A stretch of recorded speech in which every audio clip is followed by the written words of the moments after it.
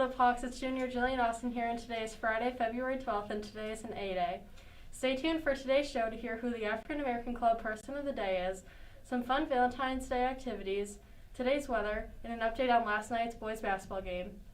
Today's staff member of the day is Joe Melanson. Now let's head over to the anchor desk to kick off our show. Hey Hawks, I'm Junior Parker Wolf, and as you all probably know, that this Sunday is Valentine's Day. This holiday might be something you look forward to every year or something you dread, but either way, I have some tips and suggestions on how to get through this year's Valentine's Day. First off, if you have a significant other, you probably already have plans for the day, but if you don't, any plans that I say here you can definitely take advantage of. And if you are flying solo on Valentine's Day, these tips are perfect for you as well. Suggestion number 1 is to watch movies. You can watch romantic movies like To All the Boys I've Loved Before, Always and Forever, which is coming out today and in perfect time for Valentine's Day. Or you can watch the furthest thing you can think of from something romantic, like a horror movie if you really don't like Valentine's Day. And obviously any movies in between will work too. Next, you can spend the day with friends if you don't have a significant other. While hanging out with your friends, you can go to some restaurants like Pudgy's, Starbucks, Dunkin', or Chick-fil-A, even though that's a bit of a drive, and try their Valentine's Day themed foods and drinks. Or if you don't like going out for food, maybe you could try a fun new recipe for dinner and dessert while you're all together. Lastly, for anyone who really hates Valentine's Day, you can just wake up on Sunday and go about your day like any normal Sunday, and then take advantage of the half-price chocolate on Monday. No matter how you spend your Valentine's Day, I hope you all have a great weekend. Now here's Haley with a fun fact about Valentine's Day.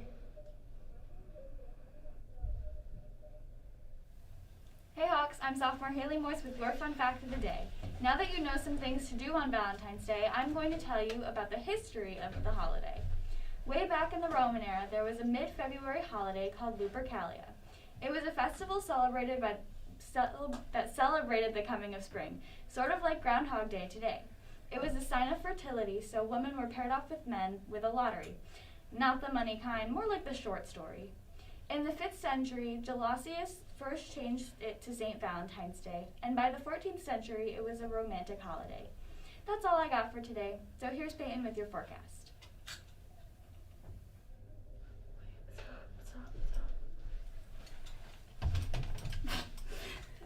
What's up, Hawks? I'm freshman Peyton Sullivan here to deliver today's weather. The temperature will stay consistent with this past week's weather, with a high of 22 today, with some clouds, and 24 tomorrow, with even more clouds. On Sunday, the temperature is going to go all the way up to 32, which is one step closer to spring weather that almost all of us are looking forward to. Now to Angelie with your sports. What's up, Hawks? I'm sophomore Angelie Manglagiri here. Last night, our boys' JV and varsity basketball games faced off against Horseheads, and they both won their games. The score for the varsity game was 72-38, with the Hawks taking the win. Great job. Tune in tonight as the boys' swim and dive team look to break more records and catch the girls' JV and varsity basketball rivalry game against Horseheads tonight via Zoom. You can get the link from Corning Hawks Twitter. Watch the boys' basketball teams play Sunday against Notre Dame right here on CPPTv.